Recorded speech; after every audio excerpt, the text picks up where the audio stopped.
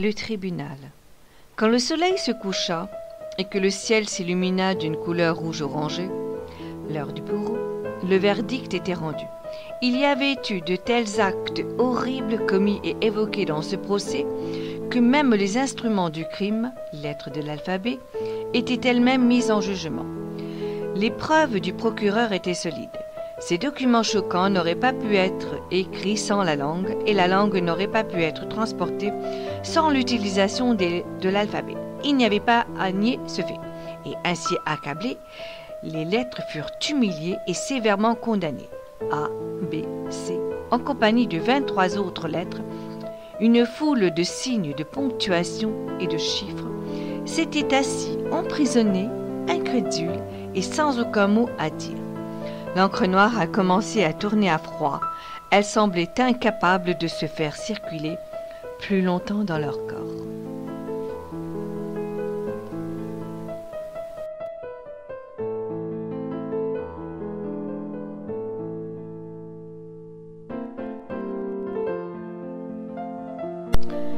Le virus. Le clochard sonna 9 heures. La femme se frotta les yeux, incrédule, car tout à coup, l'écriture sur la page qu'elle lisait avait tout simplement disparu. La page était vide. Elle feuilleta rapidement le reste des pages, mais il en était de même pour chaque partie. Son mari en bas, sur l'ordinateur, regarda son document Word, qui était devenu vide. Il ne lui était plus possible de naviguer dans ses dossiers, ni d'éteindre la page blanche de son écran.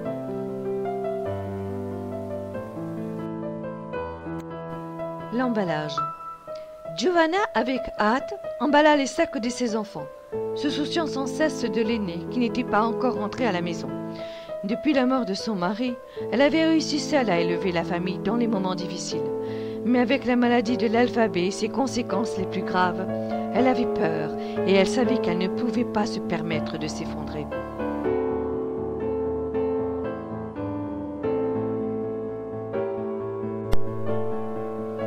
L'exode de la ville. Il y a certaines choses que vous ne pouvez pas prendre avec vous lorsque vous abandonnez une maison. Pourtant, il y avait ceux qui ont essayé en vain d'arracher leur maison, les jardins, le théâtre, le palais, l'université et l'usine de sucre, comme si celles-ci pouvaient être placées dans les mêmes wagons avec lesquels jouent les enfants. Alors que certaines personnes en proie au désespoir, d'autres réussirent à s'organiser et utiliser le temps imparti pour prendre rapidement les éléments essentiels et guider leur famille et amis jusqu'au port. Antonio guida sa famille à travers la foule frémissante sur les quais. « Tenons nos mains bien serrées, disait-il à la famille. Il ne faut pas nous séparer. » Incertain des dommages causés par un virus qui s'attaque aux lettres de l'alphabet et qui pourrait être transmis à l'humain, Antonio n'avait pas l'intention de s'installer sur le grand bateau qui ne lèverait pas l'ancre avant 1 heure ou 2. Il y avait quelques chaloupes encore à quai, et de nombreuses autres personnes les avaient repérées aussi. En courant maladroitement vers les petits bateaux, main dans la main, la famille s'étira en avant comme un serpent mordu par son propre venin.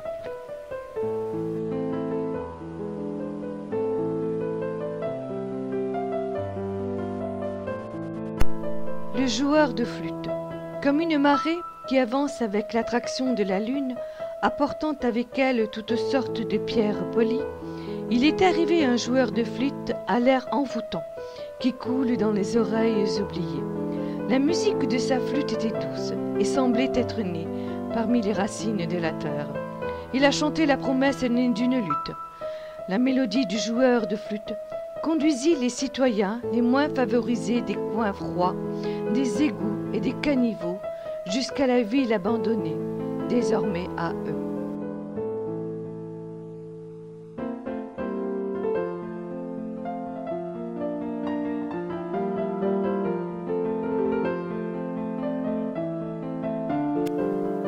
Les recrues. Le garçon s'était enfui pour jouer avec ses amis sur la colline. Ils ont vu leur ville éclatant dans un tourbillon d'activités dans les rues. Les gens jetaient des livres et des ordinateurs sur des feux de joie. Descendant vite la colline pour mieux voir, L'attention de chaque enfant a été brutalement interrompue par la musique de la flûte, provenant de quelque part sous terre. Elle les a enchantés à tel point qu'ils ne pouvaient plus penser à autre chose. Émergeant d'un tunnel, ils ont vu le joueur de flûte menant vers la ville une suite infinie de gens vêtus de haillons bien usés. Ils le suivaient lentement et avec grâce, de la façon dont on pouvait imaginer voir un bosquet d'arbres qui marche, comme s'ils étaient nés pour cela. Et tout ce que pouvaient faire les enfants, c'était le suivre pour toujours. Variété de la compagnie. Il avait été mendiant pendant des années, peut-être plus longtemps. Il dormait à côté de voisins aux intentions suspectes et contractait beaucoup de maladies. Chaque nuit, il espérait se réveiller le lendemain. Les douleurs de son corps étaient aussi naturelles que sa respiration. Cet homme savait qui il était, ou ne le savait pas, mais s'ils étaient deux, il était en bonne compagnie. Les rues semblaient plus grandes, plus ouvertes, et même maintenant que cette jeune femme, qui avait l'air triple de son âge, avait sa propre maison, elle a passé la plupart de son temps dans la rue, près de sa porte. Elle a fait sortir ses meubles et ses étagères dans la rue, elle a mis une chaise entre eux, et elle a commencé à lire un livre sans les impressions de lettres de l'alphabet. L'histoire était contenue au soleil lumineux qui tombait sur la page.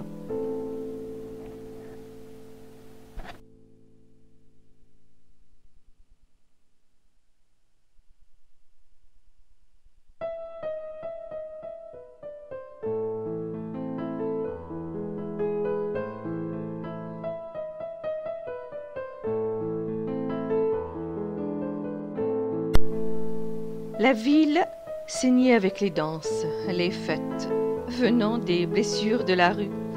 La vie a coagulé dans les groupes au rythme lancinant. Des cyclistes ont percé la surface de l'asphalte avec des vagues de cris joyeux.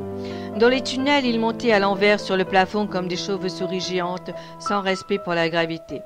Un homme handicapé regardait l'activité derrière les fenêtres, aux rosaces incrustées du 2e étage de la Maison du Cœur, se sentant comme s'il en faisait partie.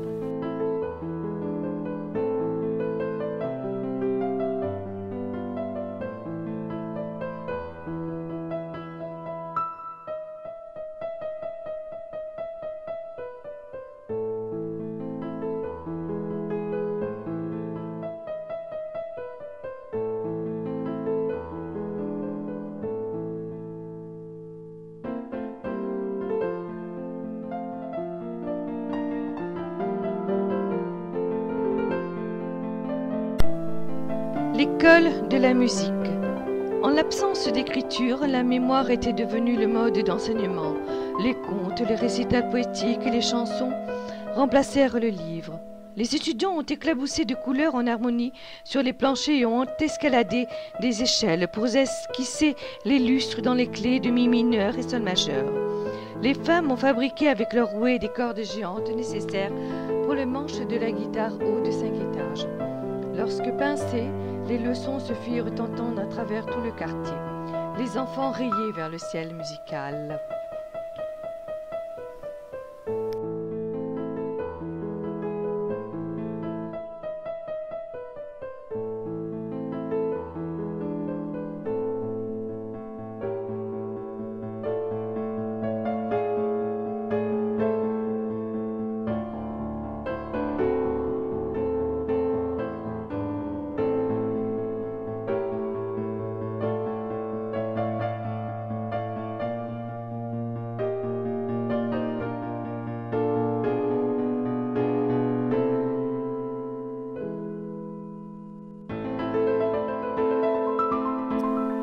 La communauté.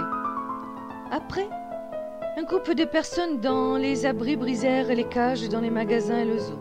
Les animaux libérés suivèrent volontiers leur libérateur du cœur. Là, portant des vêtements exquis laissés par la chorale précédente, les humains aussi bien que les bêtes scintillent en pleine harmonie. Les chanteurs ont levé les animaux au-dessus de leur tête pour que les voix de toutes les espèces se dirigent vers les cieux.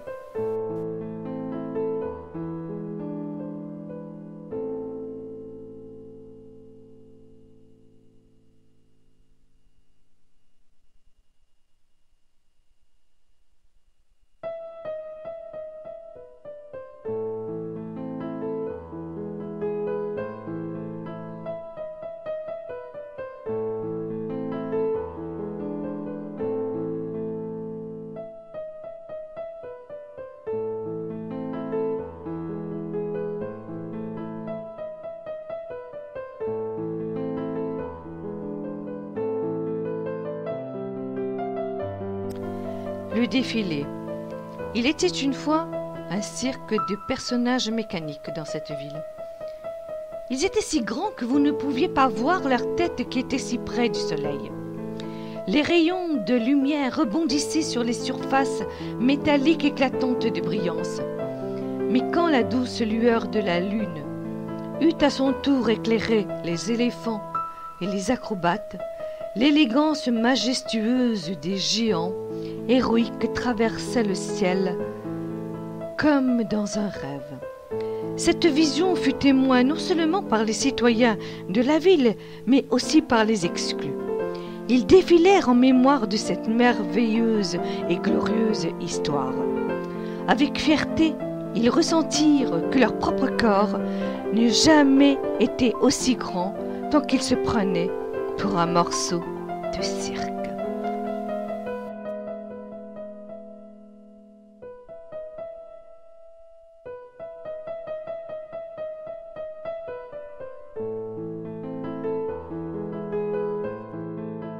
La fête du sucre. Les énormes sacs de sucre à l'usine de Zuccherificio étaient tous pleins. Question, en faire un stock ou le manger? Il fut donc éventré sans relâche, avec sabre, couteau, pic à glace, fourchette et objets pointus. Les fours furent mis en marche pour faire une gamme infinie de pâtes à gâteaux, biscuits, beignets, sauces et glaçages. Et la reine des tartes officia alors la fête. Elle prit place à la tête de la file pour déguster les mets raffinés. Sa cour bourdonnait autour d'elle, et la salle, généreusement confectionnée dans les chemins de sucre, était resplendissante. Après que tout fut consommé, la réponse était donnée à la question. La lune se levait au-dessus de la ville endormie, maintenant tranquille, au large de ses libertés.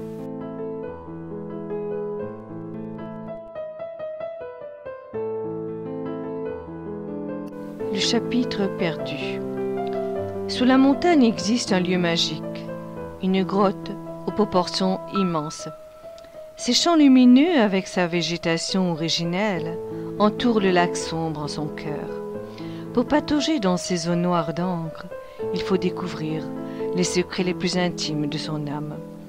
Les habitants de la Città Perduta avaient oublié la grotte depuis longtemps. Les souris cependant connaissaient cet espace et l'avaient utilisé pendant des siècles. Elles en étaient le dépositaire de leur curieuse collection. Les souris portaient dans leur bouche les lettres de l'alphabet et les mettaient dans leur cache. Ainsi sauvées de l'humanité qui les avait persécutées